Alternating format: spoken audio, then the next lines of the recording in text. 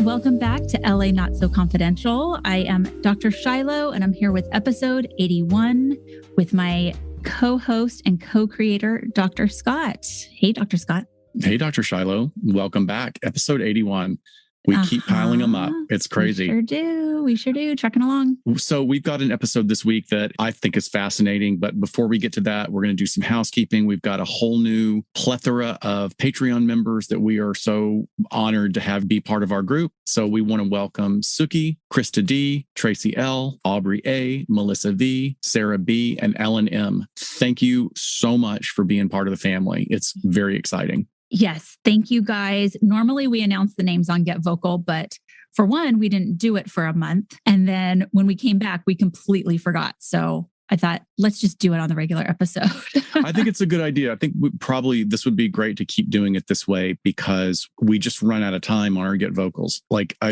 We could probably do a 2-hour Get Vocal with as much material as we bring to that platform. So yes, this way we can zip through it. This is good. I like it. So speaking about zipping through it and jumping into it, you ready to get dirty today, Dr. Scott? Are you scared? Are you okay? Well, as most people will understand as we go through this episode, we're going to be walking through a minefield in a bit. So, but it's okay. It needs to be talked about, right? Fascinating way to put it. This has been on my radar for a little bit, and we have really gone back and forth with the right way to do it. I put this out as a challenge to everybody, you and I included, our listeners. It's going to be an interesting topic to try and stay in sort of this dialectical way of thinking.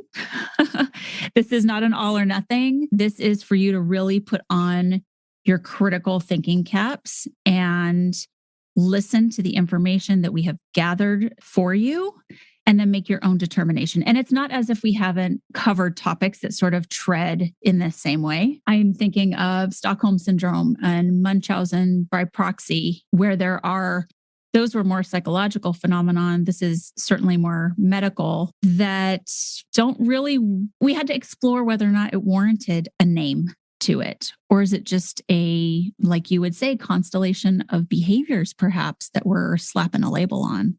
Yeah, thank you for creating a frame like that. I worry in talking about our subject today. I guess I kind of worry that anything that we say lends credence to it, because that's actually not why we're here. What we're here to do, like you said, is to sit in some real distress tolerance and talk about something, a term, a double worded term that has been co-opted by a big corporation and a lot of organizations to assert that a certain set of behaviors means a certain diagnosis, right? Which you and I don't agree with. And actually, the vast majority of researchers do not agree with that as well.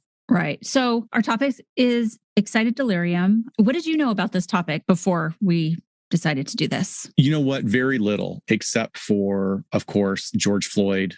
And then there was mention of it. I never knew a lot about it, except to know that even in the description and how it's been used in the last few years, to know that that wasn't a real diagnosis. For one thing, I've spent a lot of time learning the DSM because of my clinical work and working in clinic settings and hospital settings and incarceration settings. That's not a diagnosis. And that always kind of gets me, even when we talk about Munchausen by proxy is only been recently even talked about in the DSM, but the underpinnings, the foundation for it was always there. This is not that. And there's not a true medical diagnosis for this either. So that's what got me interested, was like, wait, that's not delirium. I know I was taught as a psychologist to understand what medical delirium is, and this is not that. And so when you worked in the prison setting, did you ever receive any training on this topic or anything like that? Okay. Never. Yeah, nor did I. And I'll go into that a little bit more. I know that I did some informal polling of friends and family that work in medical fields or law enforcement fields to say like, hey, any training on this? Do you know what this is? Ring a bell sort of thing. And I want to thank a bunch of our followers on social media who I asked who is medical professionals or nurses out there that I can ask. And really, no one had anything to say as far as being trained in this. People were just like flat out, no, I've never been trained. Or I think I remember a mention of it, very vague. And then I also want to thank our Patreon member, Adrian, who pulled a bunch of articles for me that kind of looked at this from a psychiatric nurse perspective and training and what he was able to find, even though it wasn't something that was hugely on his radar either. So let me do this. I'm going to define it. Well, less of a definition than more of kind of an explanation of a scenario of what excited delirium may look like, or what those who support it say it looks like. Right. What it's supposed to be, quote unquote. Yes. So it's also known as agitated delirium. You might see that in some of the literature. And our episode will go into definitions of those who have chosen to define it. But essentially, it is laid out as a person dying suddenly after being restrained. This can be after a police response and being taken into custody after a violent encounter, but it could also be in a custody setting or in a residential treatment program where people are restrained due to violent encounters in those situations while also under the influence of psych medication. I also saw it termed as restraint-related sudden deaths, and that was mostly in the medical literature, looking at psychiatric or medical facilities where this was happening to patients. So again, we're going to kind of explore this like some of the other phenomenon out there. What do we call it? How did that come about?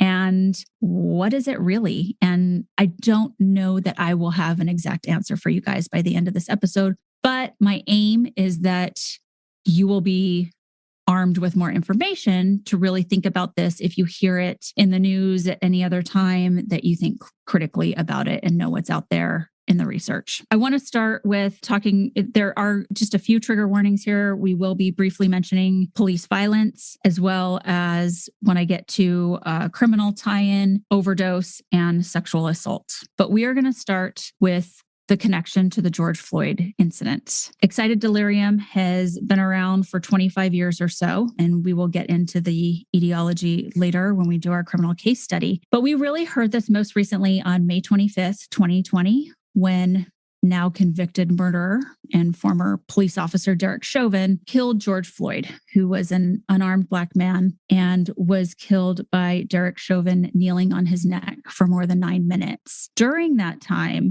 another officer that was on scene, Thomas Lane, suggests to Derek Chauvin that they roll Mr. Floyd over or roll him on his side. And Derek Chauvin replies, "Nope. Stay and put right where we got him." And at that point, Officer Lane says, quote, "I'm worried about excited delirium," or whatever, end quote. So in this case, Floyd's death was ruled a homicide. We know that. The autopsy report also cites coronary artery disease, hypertension, fentanyl intoxication, and recent methamphetamine use as some contributing factors. And what we here in the trial, so that's on the body cam and on the video that's taken of the incident. But during Derek Chauvin's murder trial, we hear about excited delirium when Chauvin's defense attorney, Eric Nelson, calls Nicole McKenzie to the stand. Now, Nicole McKenzie is a Minneapolis police officer, and she trains other officers in medical care. She testifies that she talks about excited delirium when teaching to recruits in the academy, brand new officers. And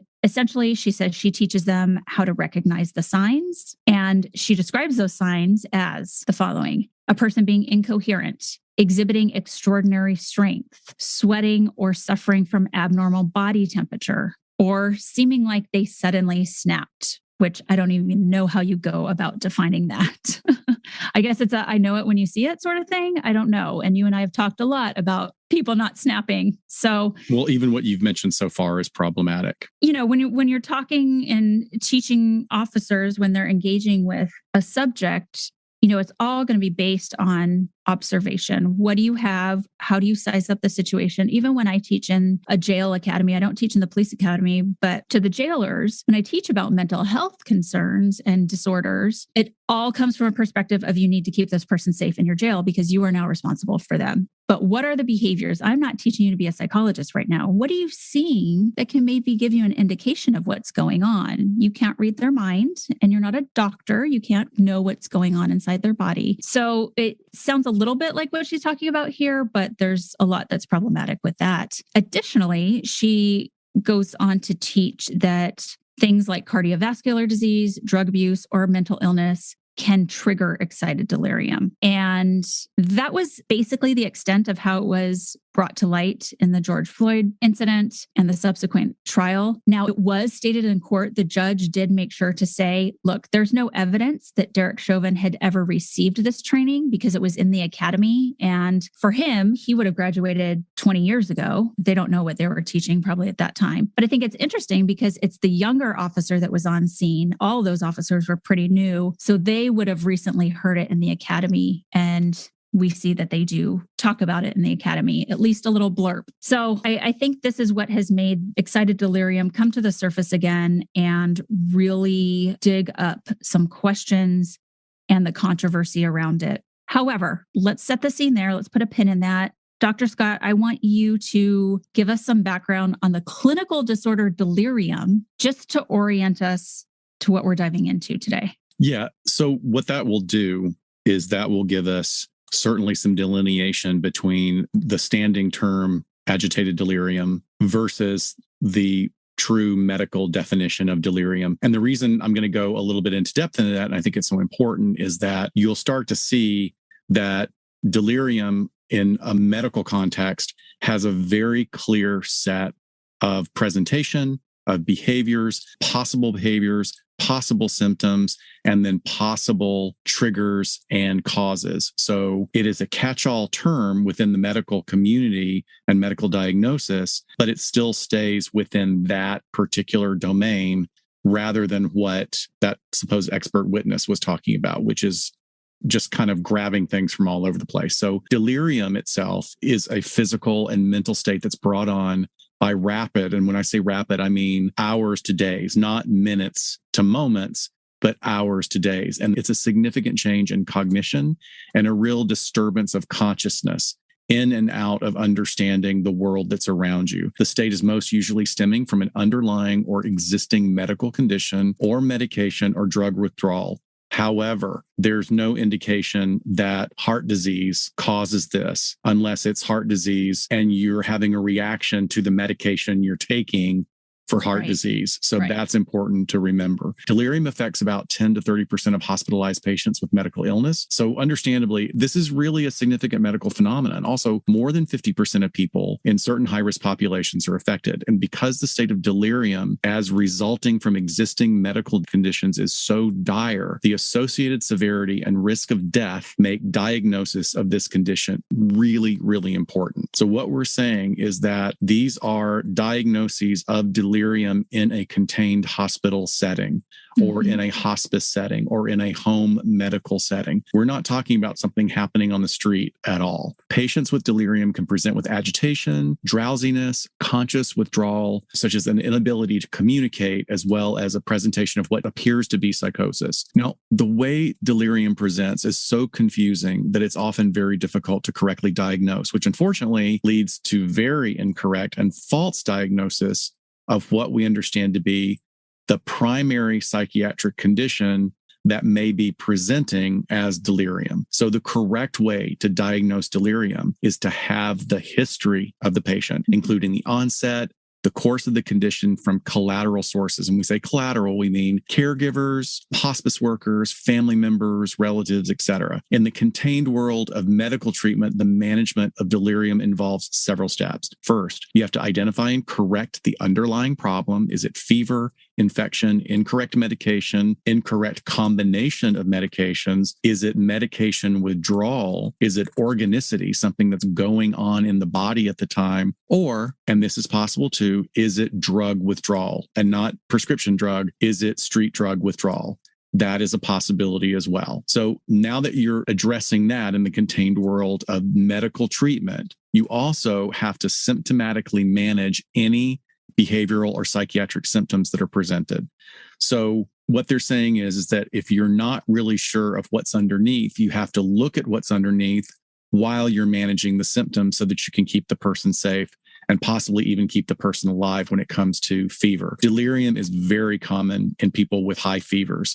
We don't see it as much anymore, because we have over-the-counter medication which can address fevers at home. But what people forget is that back in the day, before we had over-the-counter medications that you could walk 2 blocks down to Rite Aid and get, people had delirium all the time during periods of sickness, periods of like pandemics, which have happened before, flu, going through towns at once. People would have delirium because there was no way to manage fevers. We didn't have the medication for it. So when you're careless with the assessment, delirium is really easily confused with a number of primary psychiatric conditions because many of the signs and symptoms of delirium are also present in diagnoses such as dementia, depression, and even psychosis.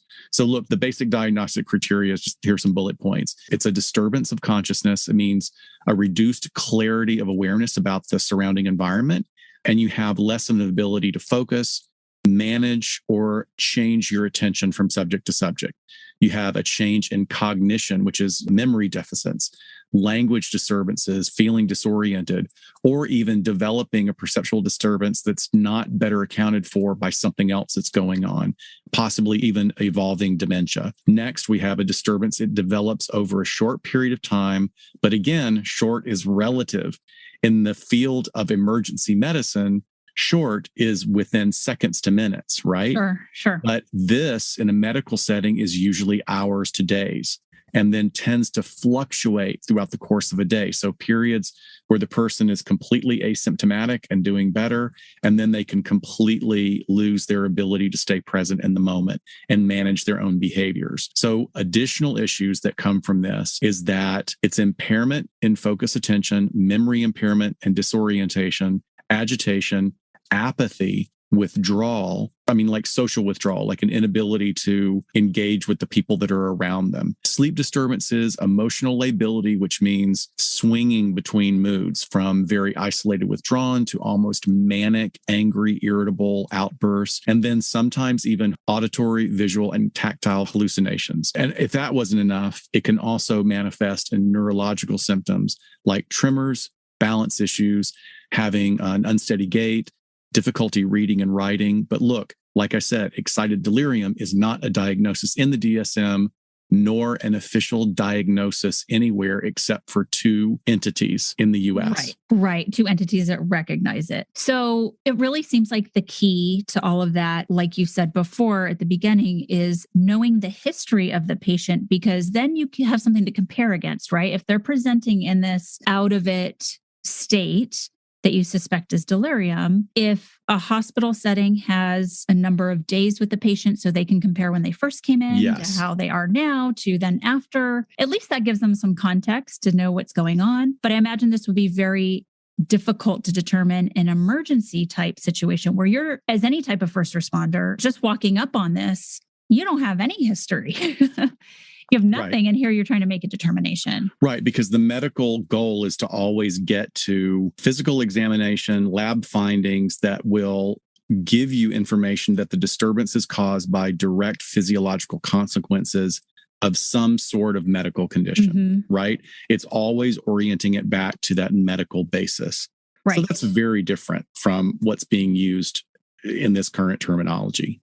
Yeah, so let me talk a little bit about medical emergencies in the community, just because that's what our first responders are really up against. And a lot of 911 calls and emergency calls are medical in nature, and some that are others that are just unknown or suspicious or criminal might be medical or might be psychiatric. So, and this is a big topic today, right? We're talking about having co-responder models and how much do we start to tap into other social agencies to help out the law enforcement because they can't be expected to do all these things. So I think this is a really important, timely topic. But with the explanation that I kind of hit on when I opened up this episode about excited delirium and what that might look like, you have a number of different types of people and professionals that could be involved and coming in contact with. Again, I'm going to put this caveat. I might not do this every single time, but again, like what people are saying is excited delirium. You have the fire department. Fire department responds to medical emergencies in the community. You call 911, you're having difficulty breathing. It's the fire department that's going to show up. It's not a medical doctor rolling out, but they have EMTs, they have firefighter paramedics. They are cross-trained many of them as quasi-medical staff, to be able to assess quickly out in the field and then put your butt into an ambulance and get you over to the hospital. You also have patrol officers. Unlike the fire department, police officers are patrolling the streets all the time. So they're already out in the field, probably the closest to the medical emergency, while the firefighters at home sitting in their lazy boys watching the football game, they got to get their gear on and I know my brother's a firefighter. He's going to kill me for making fun of them like that, but they got to get their stuff together, get their gear on, and then roll out. So police are often dispatched to medical emergencies because they're already out there and closer, and they could possibly do some preliminary assistance, whether it's chest compressions and CPR. Whenever we would roll to a call of like a baby not breathing, we didn't even wait for the fire department. You just scoop that baby up in a patrol car and you go to the emergency room. There is no time there. So police are often there to be the first eyes on to assess the situation, and then fire and EMT get there to make the medical decisions. They also might be called if, it falls more in line with the police having to check it out. So is the person acting erratically? Has there been a crime involved? Does the person appear to need some sort of help or assistance? They're just going to be there to roll on basically anything. Or if it's not so much in the community, if it's in a facility like a jail or a prison, we're talking about custody officers or jailers, nurses that are on site, security staff, perhaps.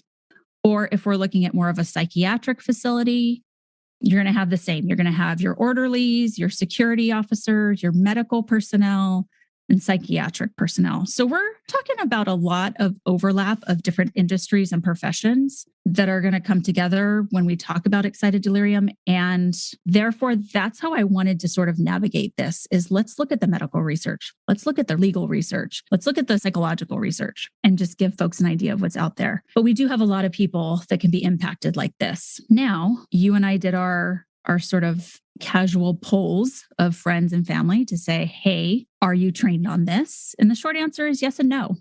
And it is all over the place. And that's a problem, right?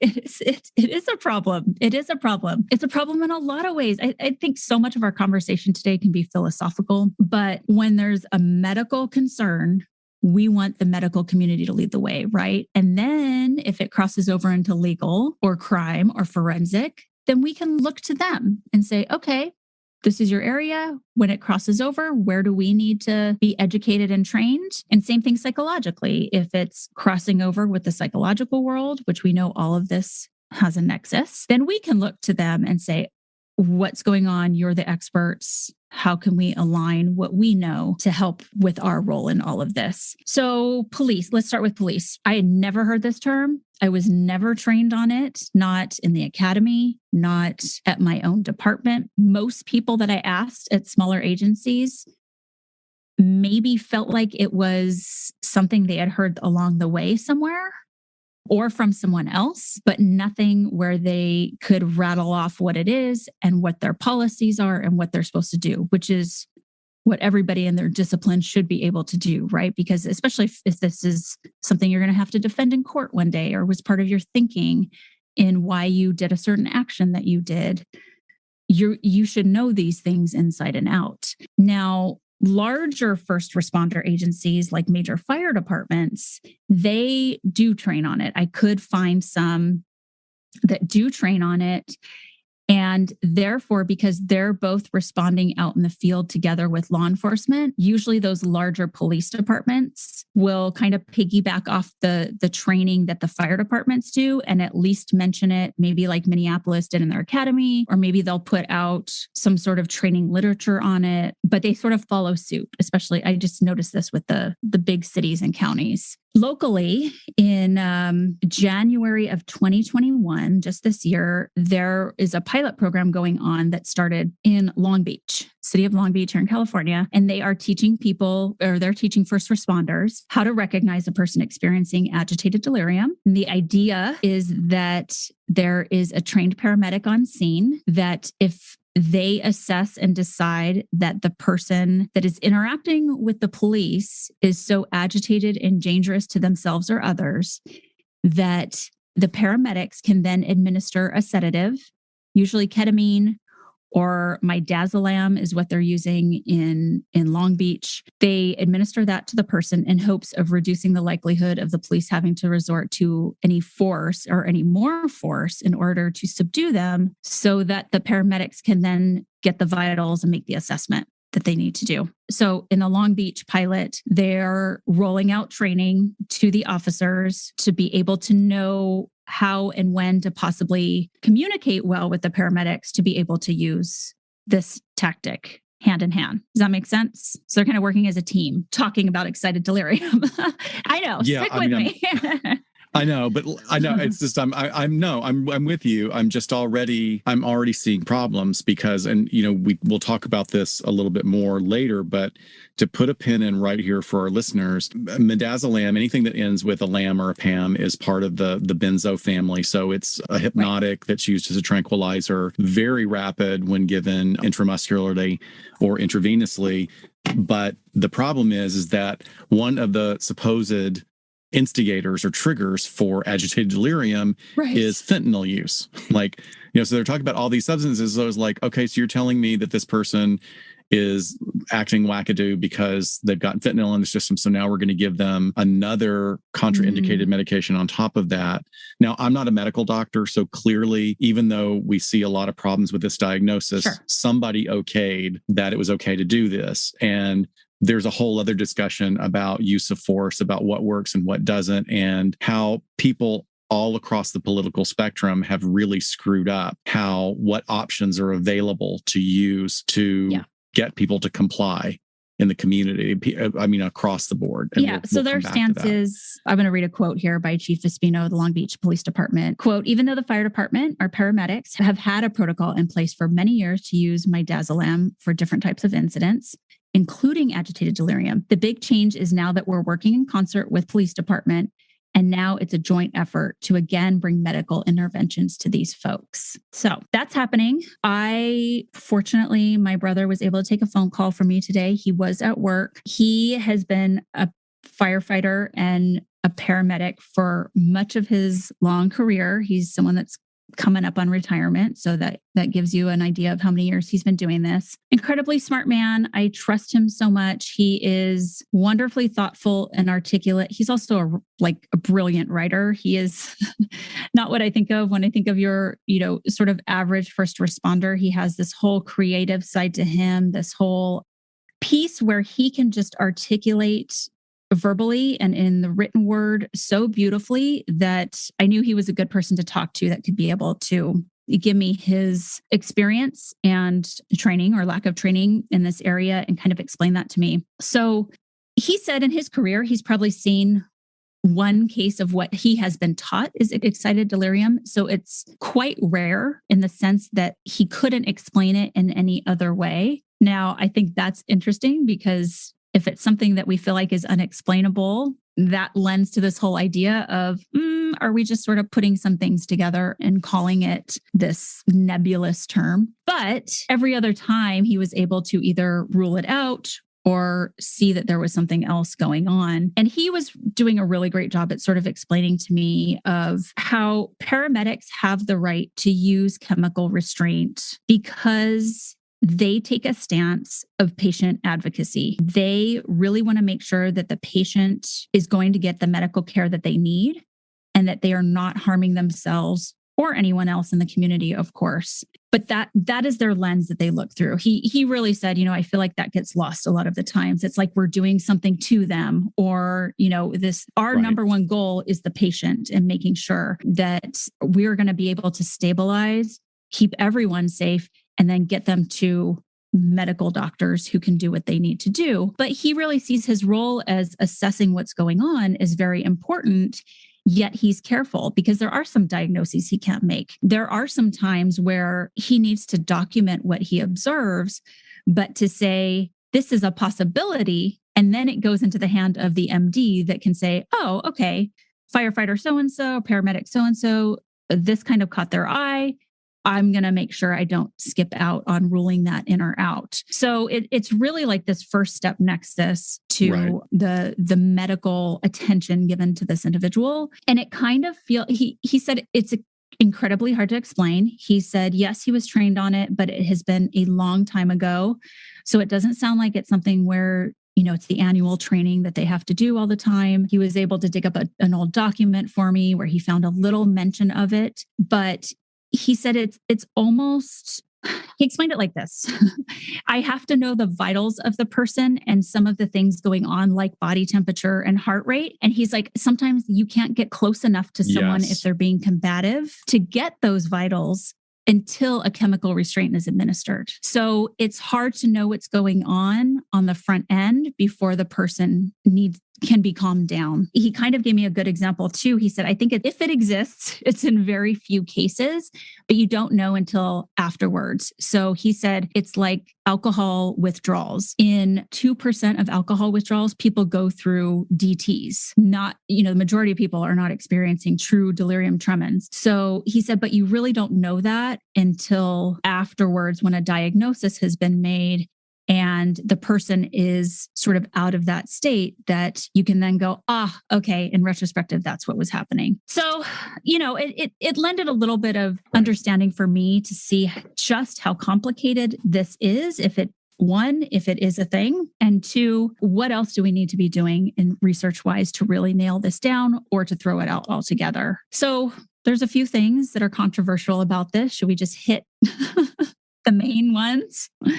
Yeah, I think that let's talk about the controversy of it in the framework that we've set up already, and then we'll come back with some more questions and examples. I think, once again, I'm always going back. Do you think this type of medical intervention should be used outside a hospital setting? I do. Your brother outlines it perfectly. I think that in the appropriate case, it absolutely is. But once again, oh God, yeah. Even your brother has more medical training than either one of us. And he is the one saying that he needs specific information about what's going on for the individual physiologically before they're going to take a certain chain of actions, right? Right. And obviously, medical interventions are done in the field or in the community outside of a hospital setting all the time. But where I'm seeing this start to get messy is there have been accounts of police being over-reliant on paramedics to calm people down when the police are not the medical experts, where there's an agitated person and the cops are going, all right, EMT, or all right, paramedic, load up your syringe with that ketamine and let's go tackle this problem. When, first of all, I kind of brought this scenario by my brother, and he's like, first of all, I don't take orders from cops. Like they're not the ones. That's the ongoing, never-ending saga between fire departments and law enforcement.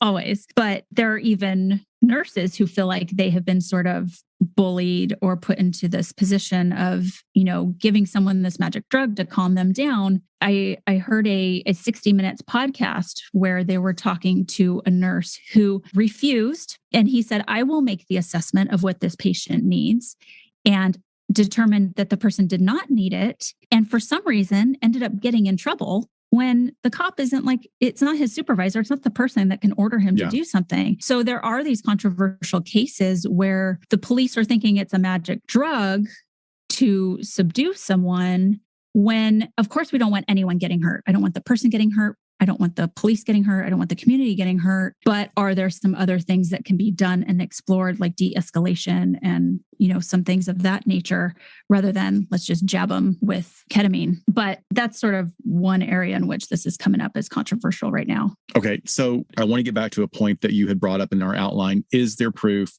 that someone can actually be excited to death? Because that's what this diagnosis is implying, right? This supposed diagnosis is supposedly implying that someone can be excited to death. So the ACLU and other organizations like the Association for Advancement of Color People have the stance that this diagnosis that we're talking about, agitated delirium or excited delirium, is garbage, that it's not real, and it's used by certain entities such as law enforcement to deflect responsibility to the person experiencing the emergency when they die after a use of force incident. And clearly, this is a controversial topic. We all want to evolve and move through this and get better. We want law enforcement to be better. We want EMTs to be better. We want mental health to be better. We want the community to be responsible. But this is a complex discussion that requires a complex answer, which a lot of people want to run away from. Like people want to run away from complexity. So look, basically being pawned off as an unfortunate perfect storm of events, including drug use, medical emergency, agitation, mental illness, and then some application of force is used instead of what many believe would be a straight up police abuse of force. So use of force thing, it is such a spectrum. I want to give an example. I want to talk about one thing really quickly that I witnessed myself when I worked in the jail. So I worked in an area called the Inmate Reception Center. It was 24 hours a day, and it was people being brought all over the county, all the men processed through the Inmate Reception Center, and everybody is processed literally 4 times. You were asked multiple questionnaires. You're seen by a nurse, a mental health clinician, another nurse, and then a doctor or a series of doctors. I mean, and it is like, it's a machine.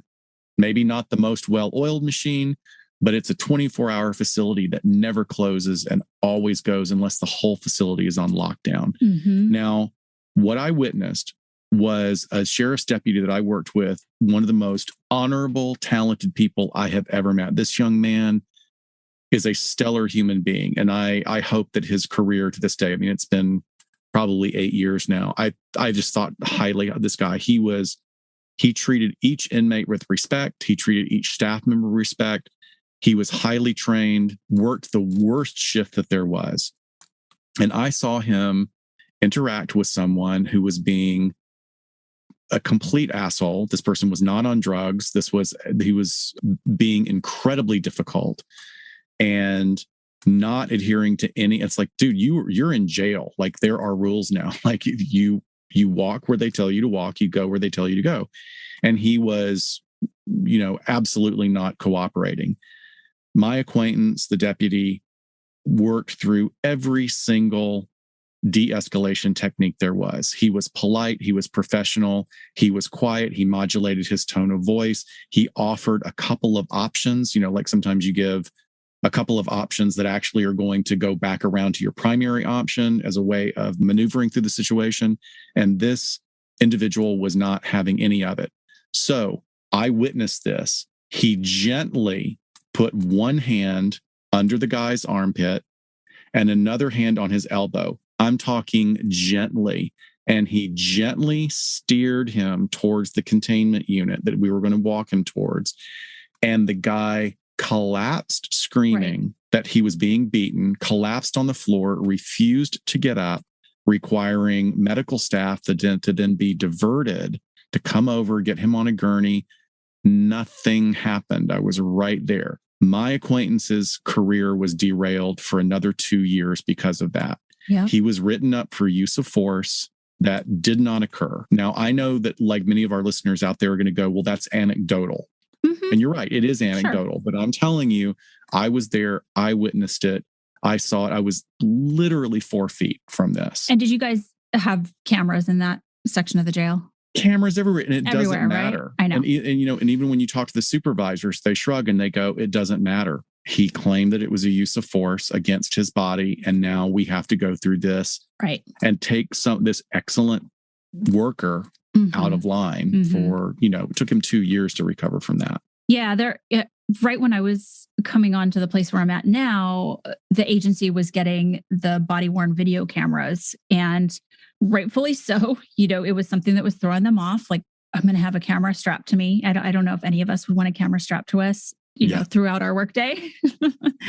But very quickly, when it started debunking these false accusations of various things, including use of force, did the officers start to come around and go, oh, this is actually protecting me. Right. There's some utility here, right? Yeah, which was a good example of, being open to change and not having sort of this doomsday thought approach to it. But I did want to bring up a side issue here, because I think a lot of what we're talking about today has to do with us as sort of crime spectators, especially in this day and age.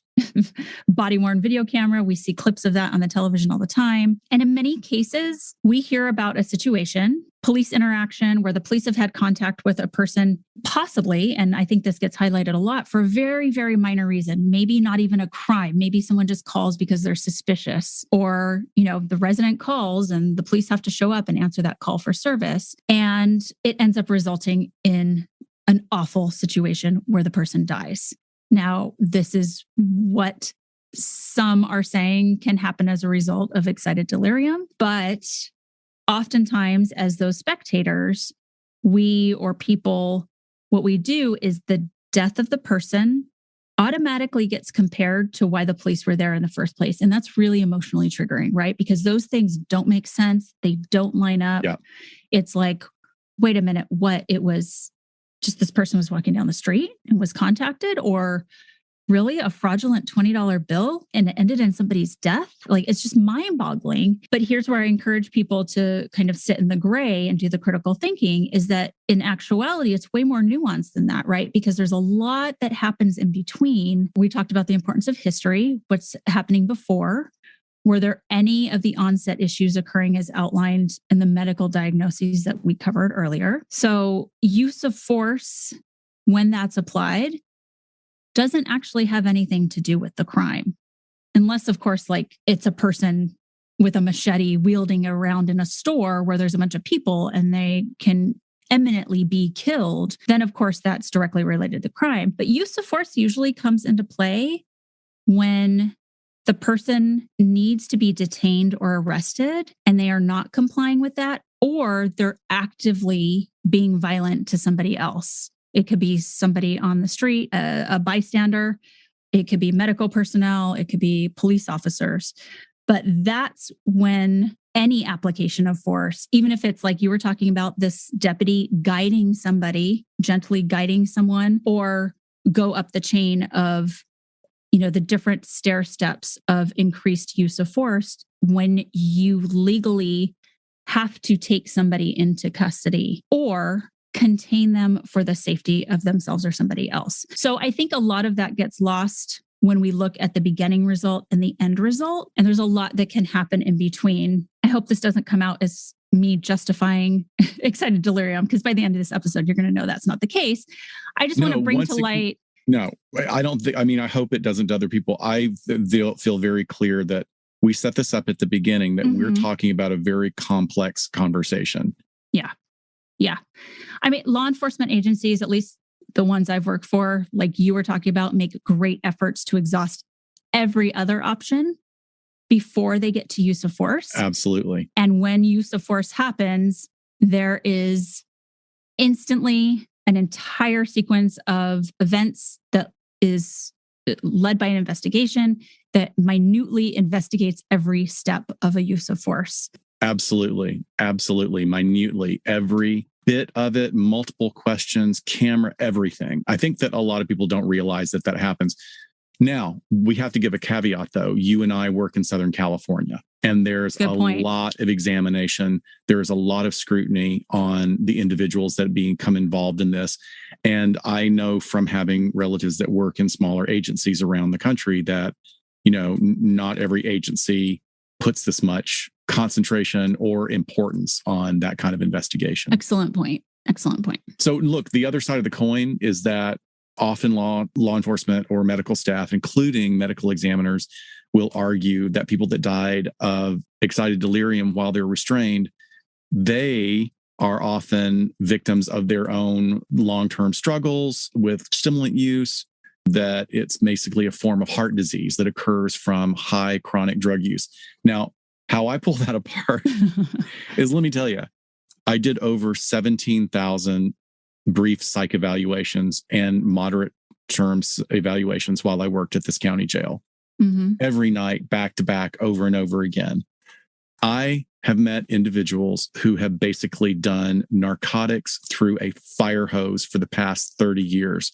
And there is nothing wrong with them physiologically. Now, that is not my way of saying everybody go out and do hardcore drugs. I'm not saying that at all. Don't you? I'm saying that you cannot make a statement like that and just blame it on the victim. Well, they got agitated because they're a chronic meth user and, well, maybe they don't have any meth in their system right now, but their heart was working overtime to address their excited delirium. And it's like, oh, no, that's not a thing. Yeah, it's So pretty generalized. Yeah, it's way too generalized. They point out that being high on a stimulant puts the body in a fragile medical state while they're under the influence. Then they can exhibit delirium, which can include a plethora of symptoms, including like heightened heart rate and an increase in body temperature.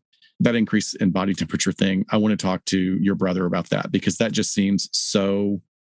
Well, he said that's like something arbitrary. that's one of the vitals he absolutely looks for. But he said also that could be a million different things. Right. Yeah. Right. Okay. You could have an increase in body temperature due to dehydration or something. I mean, there's lots of things that could cause that. Sure. So essentially, how can first responders expect to know a person's entire medical history? What's going on inside their body? What happens when they arrive on scene to handle the situation? You know, one of my best friends lived in a condo over in West Hollywood and had this neighbor that he had known for years and came home and heard this kind of knock, knock, knock slump against his front door, opened the door, and his neighbor was like on the threshold, mumbling incoherently and slurring his words. And of course, my friend thought, wow, I didn't know my friend had a drinking problem. This is really bad. And then the dog, both his dog and the neighbor's dog started acting up in a really crazy way. And he was like, dogs don't act that way. Weird. He goes, there's got to be something else. So he called 911. The guy was diabetic. Yeah. He had never known that his neighbor was diabetic and his sugar had gotten completely out of whack. And he went into a completely misunderstood state. A lot of people don't remember Dudley Moore, who was the actor that was in Arthur and a bunch of other movies. He had a horrific, tragic end to his life. People did not know he had had an inflammation of the basal ganglia and a growth in his brain, which caused onset of severe Parkinson's. It hit him so rapidly that he wasn't able to communicate it to people. And everyone, his friends, even family members thought, oh, he's drunk again. They stopped returning his calls. This guy almost died because nobody would make the effort to find out what was going on for him. And finally, a really close friend ended up taking him in and kind of helping him through his end days. But that's a perfect example of like, you have to have so much history in order to get a real accurate medical diagnosis. It's so complex. Well, again, this is the stumper here, right? Our first responders are getting called to a situation they know nothing about. Like my brother said it, he said exactly this. Okay, so there's a guy naked standing in the middle of the street speaking in tongues. That's actually how he described the one excited delirium case. But he said, I don't know if this person is having a medical emergency, a psychiatric emergency, or is it drugs? You know, what is going on here? And we were talking about, you know, you're trying to make this assessment really based on just observation until you can get close enough to this person to take vitals and start doing some medical stuff. And it's just tricky. I mean, these are really complex situations where no two are exactly alike. We're asking our first responder friends to do the best that they can, with empathy, with respect, while also caring for their own safety, the safety of the community, and the safety of the subject. So to me, this is a huge indicator that one thing like excited delirium can't possibly tie all this up in one bow all neatly. Let's talk about the history of where excited delirium comes from, but it also ties into a very fascinating case. Hopefully, if you aren't suspect of this phenomenon already, this will maybe do it for you. So in the mid-1980s, there was a string of deaths of Black women employed as sex workers in the Miami, Florida area. All 17 from the late 80s had been found dead in the north end of Dade County. So it was one very tight, specific area. And there was really no indication of how they died. There were no signs of trauma. They, of course, looked for injection marks. They started thinking overdose. Most were naked from the waist down. And of course, everyone decided this is probably a medical issue. This is probably something due to drug use because they all had cocaine, at least cocaine in their system. Some had other stuff on board. The deputy chief medical examiner at the time was a forensic pathologist named Charles Wetley. And Dr. Wetley was brought in by the police, and he made the determination from what, I don't know, not a pathologist, but there also didn't seem to be anything research-wise substantiating what he was saying. But he said that it was a combination of, quote, cocaine use and sexual intercourse that had killed these women. I'm sorry. What, Dr. Wetley? I'm not even kidding. I know. Just hang on. It gets worse. So he then said that after chronic cocaine use, the male of the species becomes psychotic and the female of the species dies in relation to sex. On behalf of the psychological and medical community, I would wish to offer an apology to any and all that have been affected by this type of bullshit. By this bullshit artist. So he goes on to start using a term, excited delirium, to label what he hypothesized as this terminal event in which the cocaine use impacted nerve receptors in the brain of these women. And it was the combination of being on a stimulant and then having sexual intercourse through their jobs as sex workers that ended up resulting in death. So the fact that these women were found in fields and abandoned structures, naked from the waist down with their legs spread apart, even though to those of us that are, true crime aficionados, tells us maybe something else is going on. He was like, "Oh, no. They died in the course of intercourse, and then the John freaked out and left them there." Oh my God. So a lot of his work in the 70s and 80s, when cocaine and crack were flooding Miami, was really on the overdoses of these stimulants. So he was really already primed to look through a lens, a very narrow lens, when he came upon these cases and this ridiculous explanation of his. When the police started looking at the cases closer, they exhumed some of the bodies. They were ordering more tox screenings to try and track exactly what sort of strain of drug it was, when it was coming into the city. I mean, they really wanted to say, is there some new drug flooding the system that we don't know about on the streets? The police were handing out flyers to other sex workers, warning them of unusual reactions to cocaine and to seek medical attention immediately, and then also to provide a sample so that the medical examiner's office could study what was going on. So they really started digging a little bit more when there was no real seemingly explanation except for this excited delirium. And then in 1988, December of 1988, a young woman's body turns up and it fits the exact same pattern, except she was clean of all drugs and there was zero evidence that she engaged in sex work. So that got them thinking that this could be something else. So when they went back and exhumed the bodies and did more thorough investigations and evaluations. You mean actually doing the job that they should have done the first time? Yeah, something like that. You know what they found the cause of death was? It was asphyxiation by a serial killer. How could they miss that? Because of racism, because of stigmatizing women who are doing drugs and engaging in sex work. I mean, unfortunately, I get that. Unfortunately, we even did our previous episode on the House of Horrors. We get that happens. What blows me away about that particular case is that strangulation and asphyxiation leave such definitive postmortem symptoms, and they somehow didn't pick those up. I know. Finally, in 1992, after DNA was able to come through, actual science, the police charged Charles Henry Williams with a number of these women's deaths. Ultimately, he was linked to the deaths of 32 women in the Miami-Dade area until his death in prison in 2005. He died from AIDS at the age of 38 while in prison, while still waiting to stand trial for one of these murders. Essentially, this origin story of excited delirium really is starting to smell like medical racism in a lot of ways. And I don't know if it has just now begun to evolve into a different way of blaming those who die in specific situations.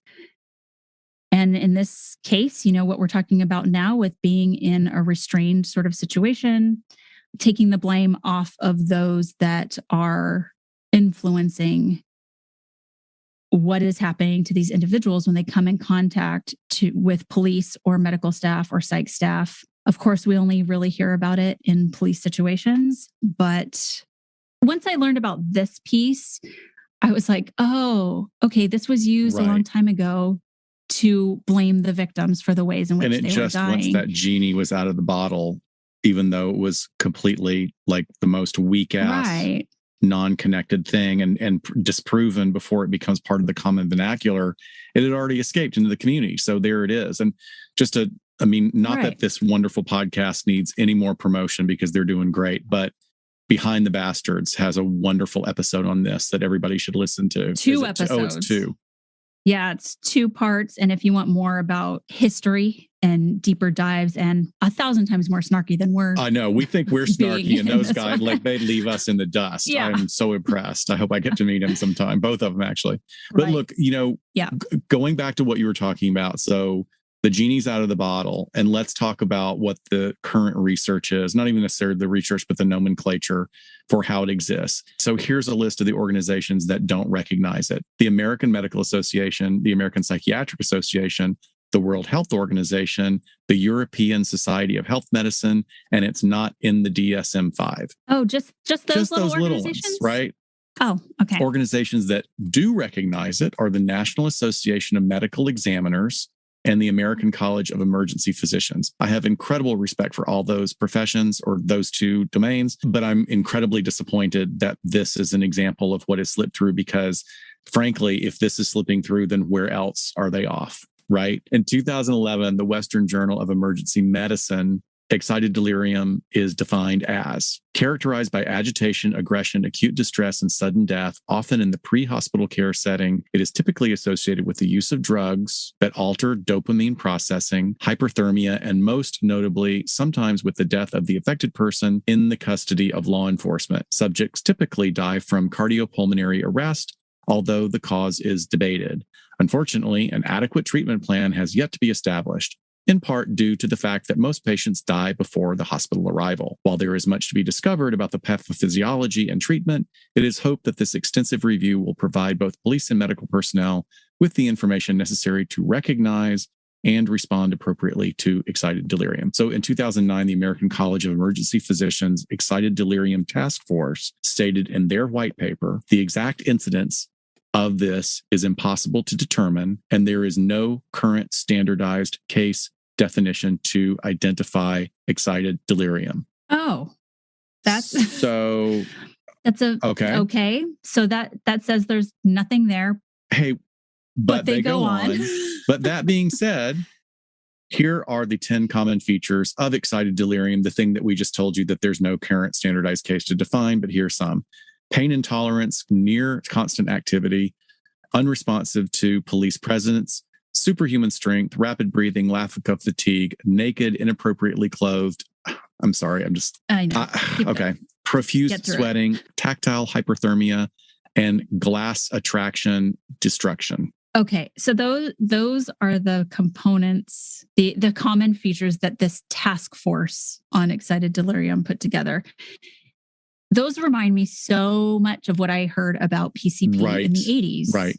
And the difficulty of law enforcement to be able to respond to somebody under the influence of PCP at that time. I mean, my parents were cops in the 80s. I heard all kinds of stories. Right. And it was bad. It was actually bad. I mean, the cases were more rare than people thought, but they were also more dangerous because PCP is a really bad drug all the way around. It's an anesthetic. It was used way before recreationally. It was found not to be useful in a medical setting because of the associated dangers that are inherent to the drug. It just wasn't a good drug. It wasn't a great anesthetic because it wasn't doing what it was supposed to do. And besides the fact that it wasn't doing what it was supposed to do, there were tons of side effects, including violent outbursts and other things. So the use of it can cause auditory, visual, and tactile hallucinations, distortion in organic sound perception. So it means even the existing sound in the environment can be either magnified, muffled, or distorted, which is like basically having, a psychotic trip along with auditory and visual hallucinations. And of course, enough agitation to show a significant spike in violent behavior and reactions. So because of its use as an anesthetic, typical less lethal methods of interaction don't typically work. Like they were saying, a tolerance to pain can actually happen because individuals on PCP may not feel the results of being tased, pepper sprayed, bean bagged, or other types of other than lethal forces or less lethal, as we talk about. Reactions in individuals can vary. Some people will experience detachment, derealization. Other people can become animated, agitated, and grandiose, expansive with feelings of physical strength and invulnerability. However, many research papers have found that the reports of physical violence in interactions with individuals who have been found to have PCP in their system have been reported without substantial background information. I remember probably being way too young, and it was either one of my parents or my stepdad's ex-wife was also a police officer in the LA area. And it might have been her that told me about this story where this man was under the influence of PCP and he jumped into the lion's den at the LA County Zoo. I was able to find an article from 1980 that in fact covered this man's death. And a zookeeper said that like midday, he walked up to them and asked where the lion's den was. And they said he looked totally spaced out. And they kind of pointed in the general direction. And he said, I'm going to go play with the lions now. And they ended up finding his body a few hours later, very badly mauled. He was dead. He was face down. And this 250-pound Asian lion was sitting on top of his body. Yikes. Yeah, but there was nothing in the article that substantiated PCP use, but it sounds like it's kind of information that had been gathered in law enforcement circles. And now that being, maybe it's an urban myth that was passed down to me. And that's fascinating. And we also have other examples across the US where people who are in altered states, I won't call them, I won't comment on their level of intelligence or insight or lack thereof, but that does seem to be a place where people tend to take bizarre actions, as in zoo settings. Yes. That could be a whole episode. I know. Look, my experience in evaluating male inmates in an incarceration setting, who have had experience with expensive drug use, and particularly in regards to PCP, they fall into just two distinct divisions.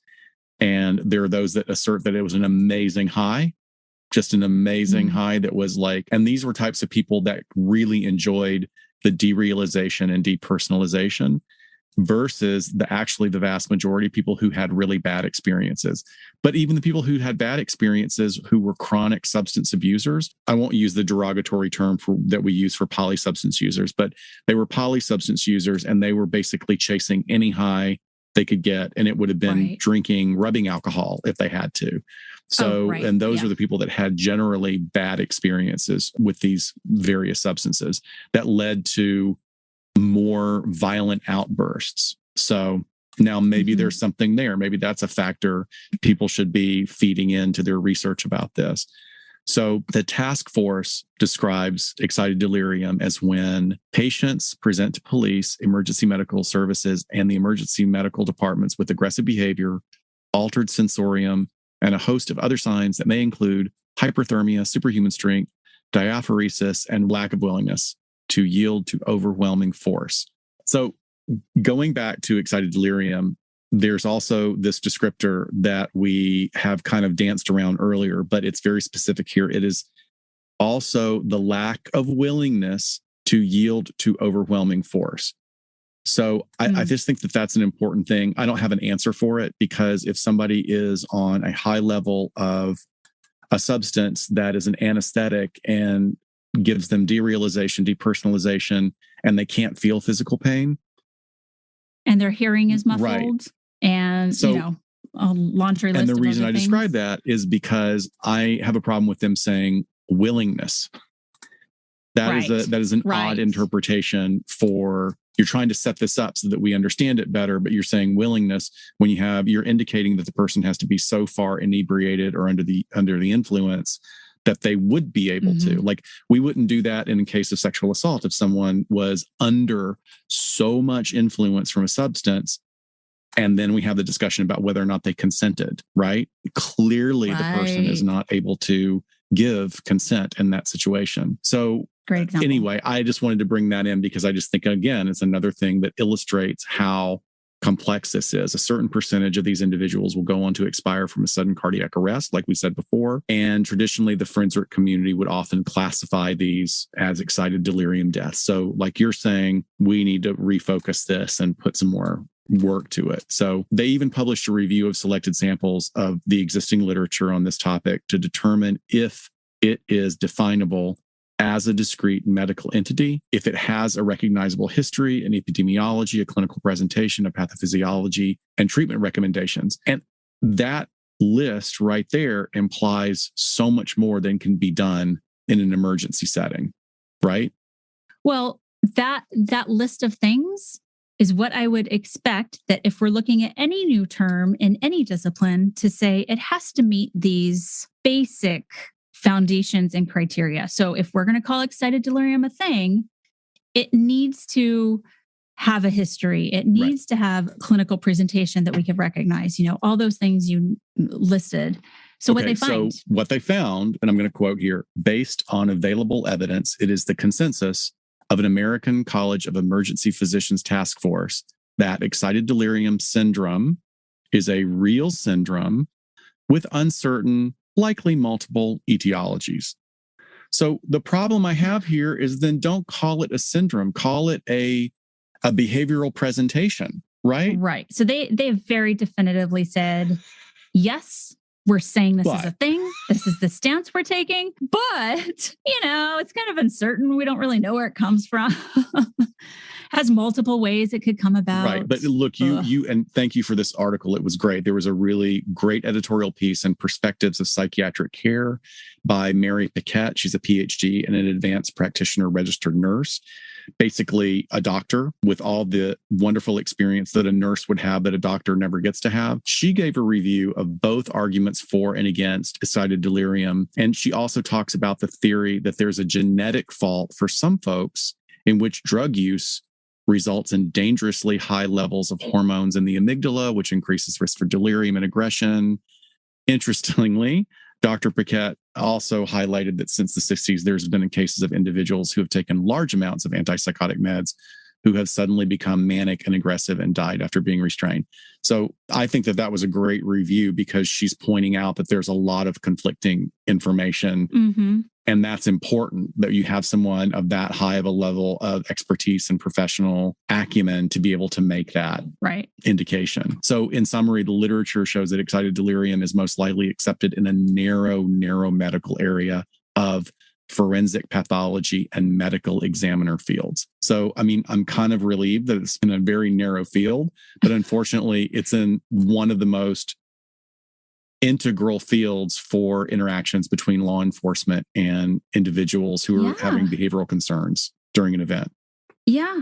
So if the coroners, the medical examiners are saying this is a thing, and it's something that we're going to possibly put on an autopsy report, that's pretty important, and hence starts to cross over with legal. So I thought it was important to look at some of the legal research. Of course, they're going to piggyback off of a lot of what medical is kind of trailblazing with, as they do when it comes to the overlap in this area.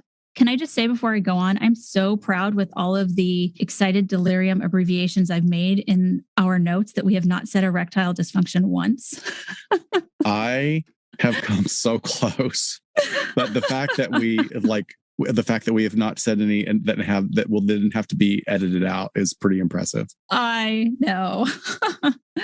So when I started the legal research, I found a study that looked through the lens of use of force situations with police and the crossover with excited delirium.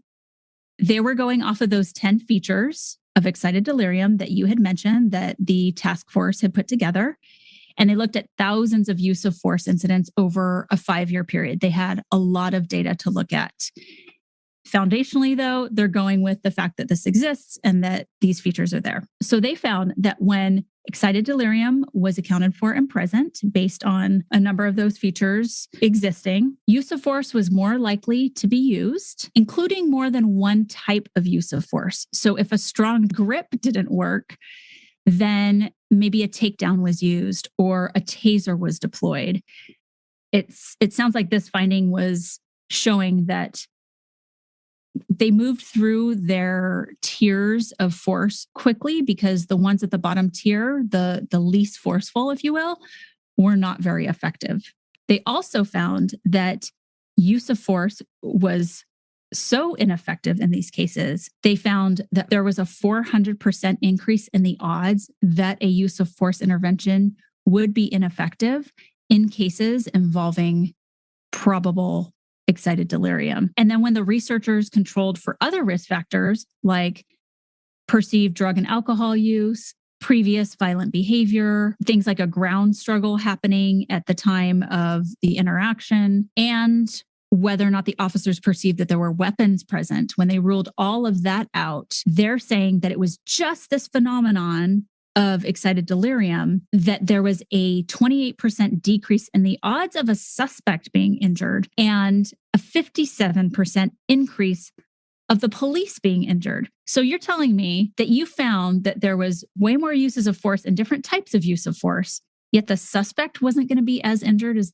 the police when they're the ones trained in how to do this, right? So the main researcher in this case is a force science instructor and a researcher for law enforcement in Canada, which to me can be problematic. It's like having big tobacco hire their own researchers in a way to do their research.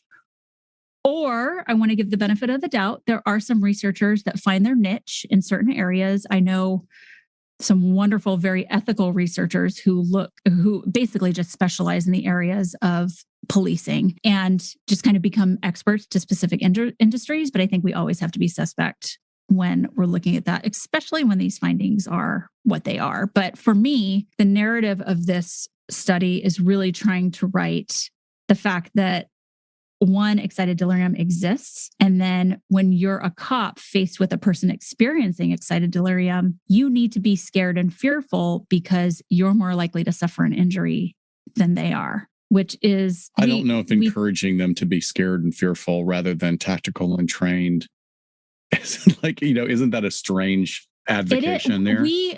This is one of my soapboxes is that we basically terrify cops into thinking that the second they walk out on the street, they're going to be killed by anyone or anything. And what we do is we put it under the umbrella of officer safety and the importance of training.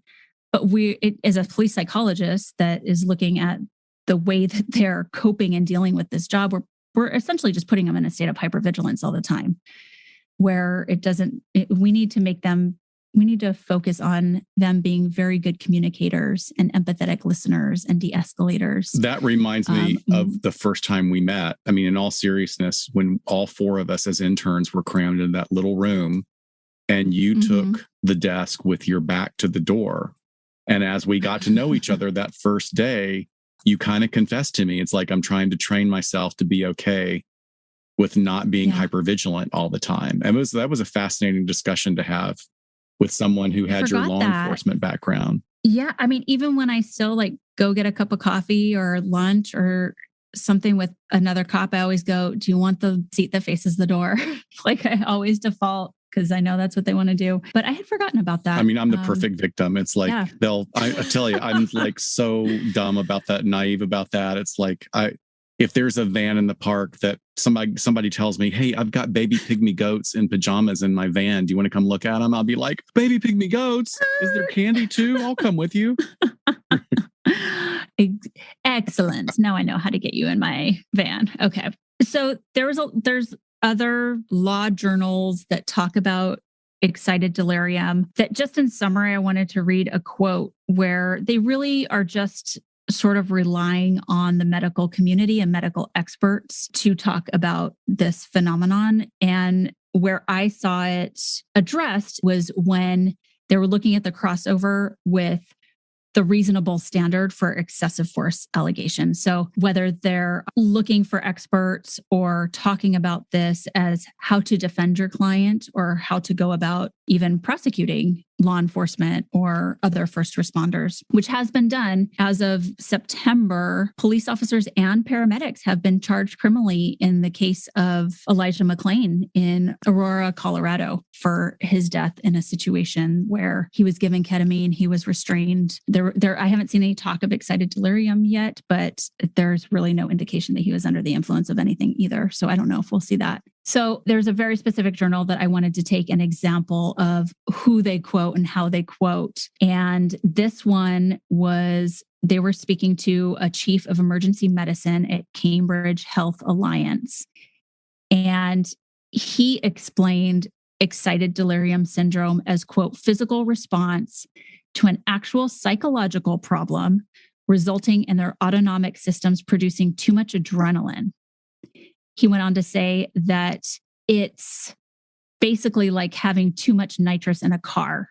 And he said, eventually the engine will blow up. A heart attack, a less frequently respiratory failure is something that's possible. And that essentially he goes, they're just overexciting their heart from the drug use. And then the struggle happens on top of that. That is such bullshit. That is such bullshit because you can't. I mean, I'm blown away that a medical professional would make a statement like that, because you would have examples of this happening. Then people just dropping dead all over the population, having nothing to do with a law enforcement interaction, right? There's got to be some other. We'd have people dying at Disneyland. If this is true, we would have people dying at Disneyland after being on the teacups. I'm sorry.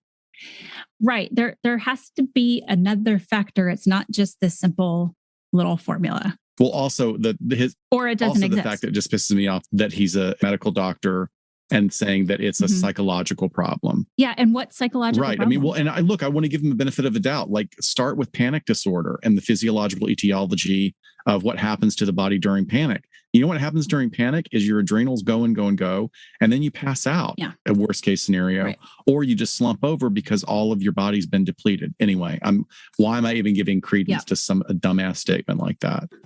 I will say, look, one of the things we wanted to do for this in researching was look at what are the psychological aspects of excited delirium. And what a surprise. We couldn't find anything. Yay. Good job, psychology. Exactly. There isn't anything. I mean, that, absence of data is data in itself, right? So what I did find that was interesting is when you look through the material that describes actual, the medical definition and diagnosis of delirium, and you interview people who have had the experience, they talk about it being in and out of consciousness, in and out of feeling, derealization, depersonalization. There's nothing that's about having motivation to be able to act in a certain way against anyone. Like, they may have acted out against their nurses, but they wake up and they're just like, it's like a fugue state that they went through because of whatever that medical etiology for their event was. So lots of remembering the event in a way that is disturbing and feeling out of control and not being able to put things together, but nothing like this made up diagnosis of excited delirium.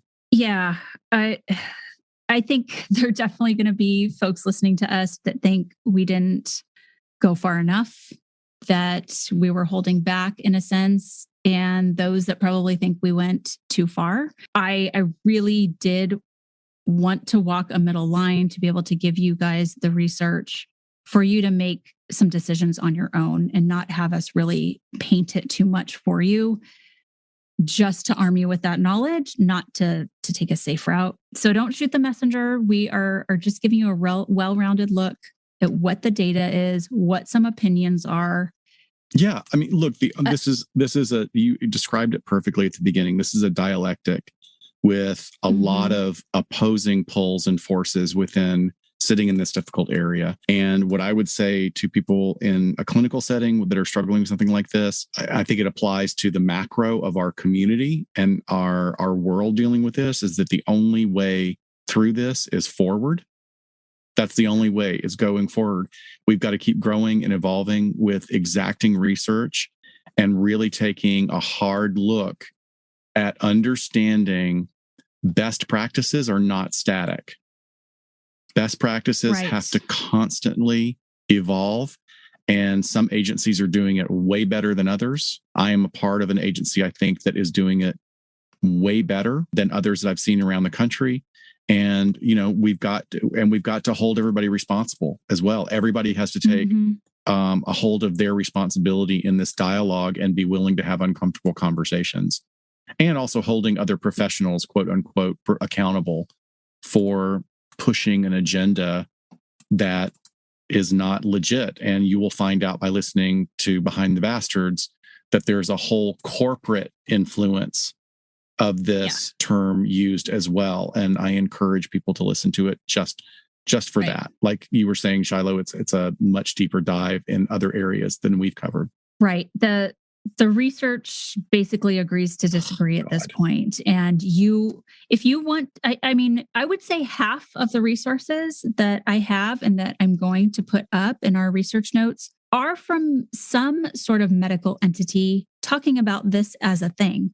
And there were some that I came across where it doesn't even explain what excited delirium is. It's just a given that they're just talking about it. So it's there. You can find it. But I wonder, is this like some of the other psychological phenomenon that we have dissected, where is it better just to scrap it at this point and try to size it up for what it is? Are we, is this a medical condition? Is this a mental health emergency? Is this under the influence of drugs or a combination? And why can't we just say it's a combination? Why do we have to name it?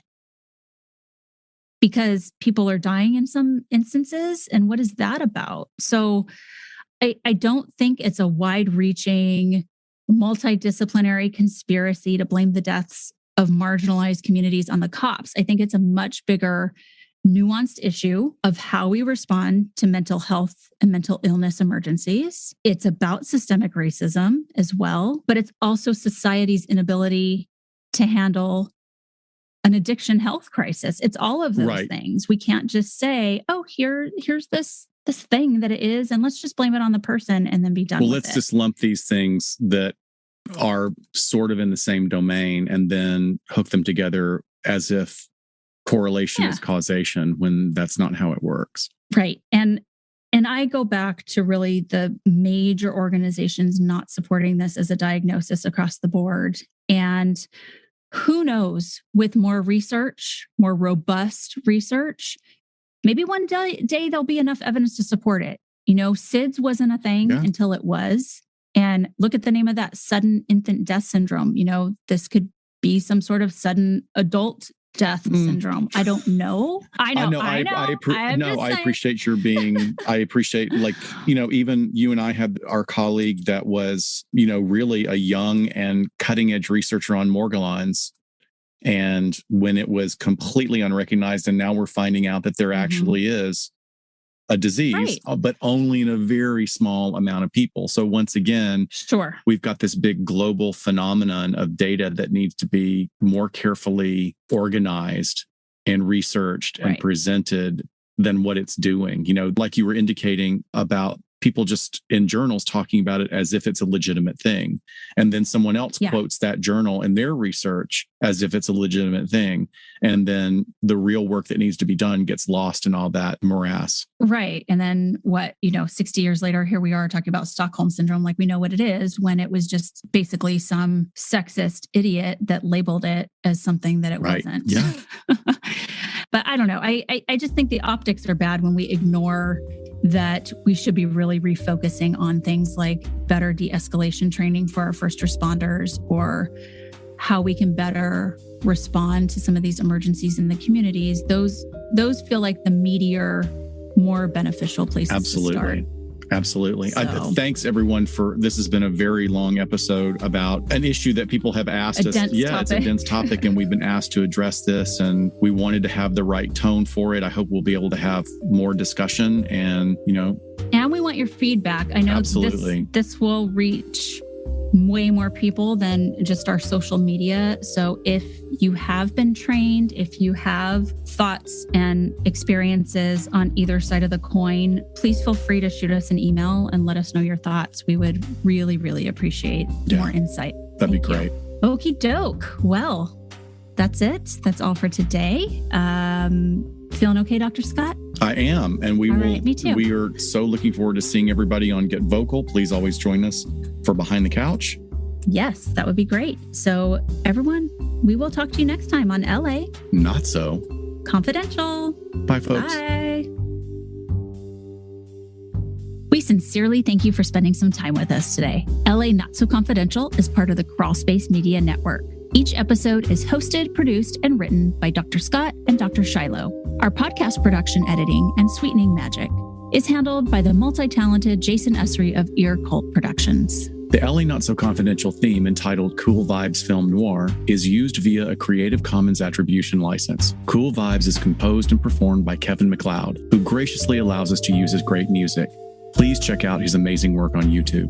All of the resources for each episode can be found on our website at la-not-so-confidential.com. You can find us on Instagram at LA Not So Podcast, on Twitter at LA Not So Pod, and on Facebook at LA Not So Confidential.